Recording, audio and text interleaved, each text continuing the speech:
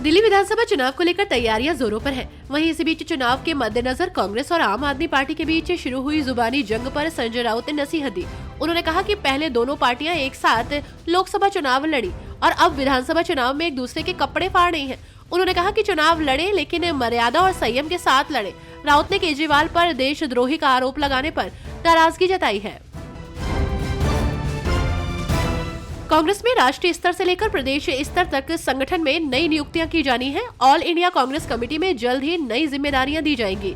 इसमें कई राज्यों के प्रभारी भी बदले जाने हैं। राजस्थान से पूर्व सीएम अशोक गहलोत को दिल्ली में कोई अहम जिम्मेदारी दी जा सकती है। इसके साथ ही सचिन पायलट, हरीश चौधरी सहित राजस्थान के कई अन्य नेताओं के प्रभार में भी बदलाव हो सकता है। आम आदमी पार्टी की नेता प्रियंका कक्कड़ ने कहा कि भाजपा और दूसरी पार्टियों की कोई तैयारी नहीं है, लेकिन दिल्ली में आम आदमी पार्टी ने इलेक्शन के लिए अपनी कमर कस ली है। हमें उम्मीद है कि election commission free and fair election conduct कराएगा और दिल्ली की जनता एक बार फिर अरविंद केजरीवाल को प्रचंड बहुमत से जिताते हुए सीएम के लिए चुनेगी। मैया सम्मान योजना को लेकर बड़ी खबर सामने आई है। आपको बता दें कि योजना में गलत शपथ पत्र देने वाली महिलाओं को इस योजना के लाभ से बाहर किया जाएगा। सीएम हेमंत सोरेन ने महिलाओं से अपील करते हुए कहा कि गलत तरीके से योजना का लाभ न लें, नहीं तो दूसरी जरूरतमंद महिलाओं को इस योजना का लाभ नहीं मिल पाएगा। सीएम ने ये भी कहा कि उनकी सरकार ने जो लकीर खींची है उसे कोई मिटा नहीं सकेगा। बीजेपी नेता रमेश बिधूड़ी ने दिल्ली की सरकार पर हमला बोलते हुए कहा कि जब भी इन्हें लगता है कि हमने कुछ गलत किया है तो इसके बाद ये विक्टिम कार्ड खेलना शुरू कर देते हैं। केजरीवाल को पता था कि शराब घोटाले में गिरफ्तारी हो सकती है, फिर एजुकेशनल ट्रांसफर का मामला आता है जिस पर ये घरियाली आंसू बहाते हैं। आपने देखा होगा कि रात में किस तरह से दिल्ली के मुख्यमंत्री आंसू बहा रही थी। हिमाचल प्रदेश में पर्यटन को बढ़ावा देने के लिए राज्य सरकार 2415 करोड़ रुपए का निवेश करेगी और इस निवेश से पर्यटकों को विश्व स्तरीय सुविधाएं प्रदान की जाएंगी।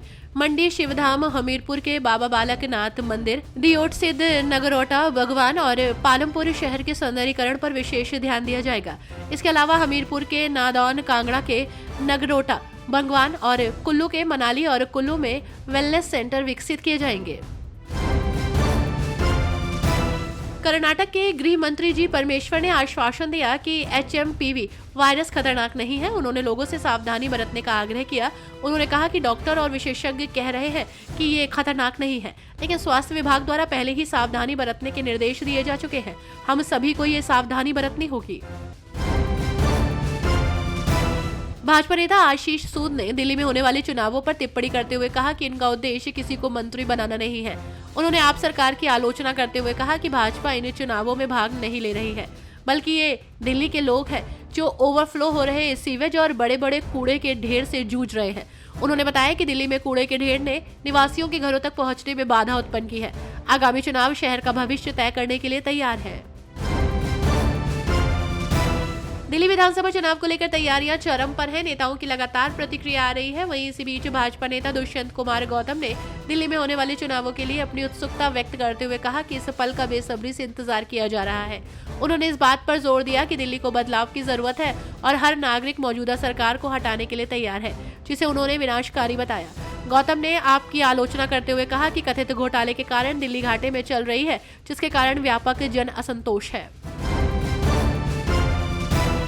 सुप्रीम कोर्ट ने आसाराम बापू को 2013 के रेप केस मामले में जमानत दे दी है। उसे ये बेल मेडिकल ग्राउंड पर दी गई है। हालांकि इस दौरान उसे समर्थकों से मिलने की इजाजत नहीं है। जस्टिस MM सुंदरेश और जस्टिस राजेश बिंदल की पीठ ने अपने आदेश में कहा कि आसाराम सबूत से छेड़छाड़ की कोशिश नहीं करेगा और न ही किसी समर्थक से मिलेगा।